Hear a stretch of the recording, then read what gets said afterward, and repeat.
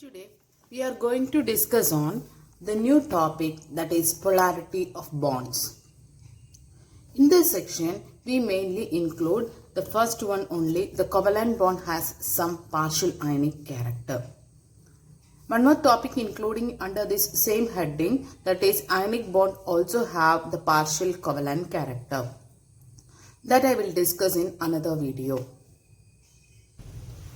Now we are going to discuss on the covalent bond has some partial ionic character. So if just consider the ionic compound means the compound which is formed due to the ionic bond. It is said to be the ionic compound. So covalent compound, you can say covalent compound means when the compound which is formed due to the sharing of pair of electrons. That means due to the covalent bond formation, when the compound, when it is forming, it is said to be the covalent compound. So when you consider such a covalent compound, lot of covalent compounds we know. One of the some examples I will write now: hydrogen, oxygen, fluorine, chlorine, HF, HCl, NH3, lot of. Yes. So these are the different examples I put it here. So here you know that these are homoatoms, right? These are heteroatoms. These three are heteroatoms. In these two different types of compounds, here the similar atoms when we consider the hydrogen, oxygen, fluorine, chlorine. So here the equal distribution of electrons you can see, right? Here oxygen's case when we consider 2, 4, 6. Oxygen 2, 4, 6. So what happens? Equal distribution. From both sides there is an equally it is distributed. But in the case of other HF, just consider 1 only, 2, 4, 6, 7. So how it is distributed? Is it an equal way? Here 7 and here 1 electron only. So there is no charge distribution of the electrons. It's not the same. Right? So this type of homoatoms or similar atoms we are considered as their covalent bond. It is said to be the non-polar covalent bond. Non-polar covalent bond. What is the meaning of that one? What is the meaning of polarity first? Polarity meaning it is the charge separation. Charge separation means, so polarity means we can say that the positive negative charge is formed due to the any electronegativity difference or any other method. Here you can see that hydrogen, because of similar atoms there is no charge distribution. There is no chance of developing the charges. But in this case HCl, you just imagine, you know that Cl is more electronegative, so it has a tendency to attract the electrons towards that side. So what will happen? The bond it is started to go to this side. So what happens automatically? The charge, how it is forming? Here the partial positive charge and here the partial negative charge. Right? So that will be the charge distribution. This delta, these are the words representing the delta. That means partial. The word indicates that partial. Otherwise when you are writing simply H plus bar Cl minus also, no problem. Why this Cl minus it comes? Understood? No. Because chlorine has a tendency to attract the electrons towards itself. Right? So that's why they are taking the electrons of this hydrogen also to that side. They are having the tendency.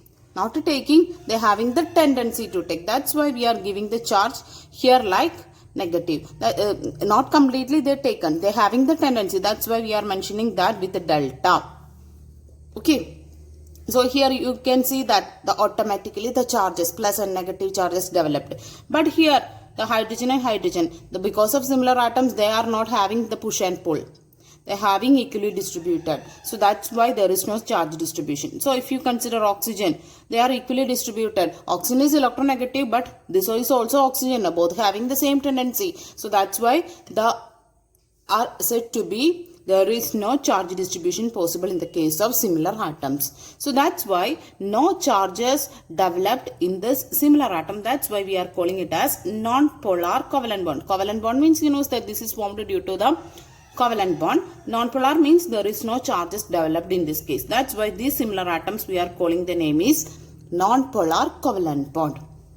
But here HF, when we take Fluorine is most electronegative. So they having the tendency to attract the electrons from the hydrogen also. So what happens? Automatically this is negative and this is positive. So there is a chance of producing the positive and negative charges in the dissimilar atoms or heteroatoms case.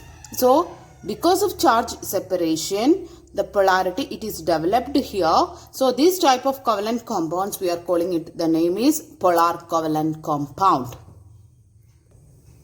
So you understood that here the covalent bond also having the chance of coming the positive and negative sign, right? This is a covalent compound. This is HCl is a covalent compound, but there is a chance of forming the charge distribution, that means polarity in this covalent bond, right? That's why we are saying that covalent compounds, there is a chance of compounds having the chance of some partial ionic character. Ionic character means what's ionic bond? What it is? Ionic bond, you know, no, ionic bond means loss or gain. Due to the loss or gain, here in this case of NaCl, this is an ionic compound. How it is forming? Because of the fact that Na is having 1 electron valence. So what it is happening?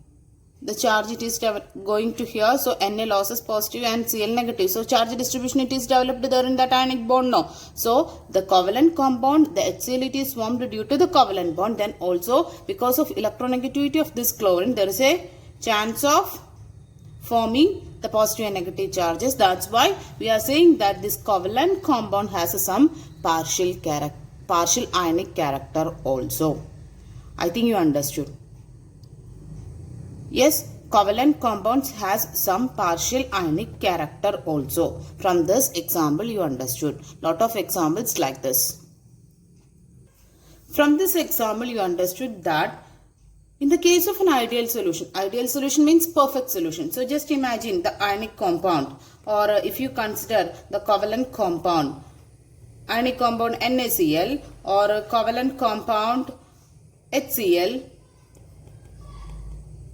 We understood that the covalent compound not only having the covalent character, some partial ionic character also. That's why we are saying that it's not an ideal solution. Ideal solution means if it is an ionic compound, they need only ionic character. If it is a covalent compound, they need only covalent character. But here we understood that some of the examples they includes the ionic character also. That's why we are saying that the existence of 100% ionic or covalent bond represents the ideal solution. But in reality, no bond or a compound is either completely covalent or ionic.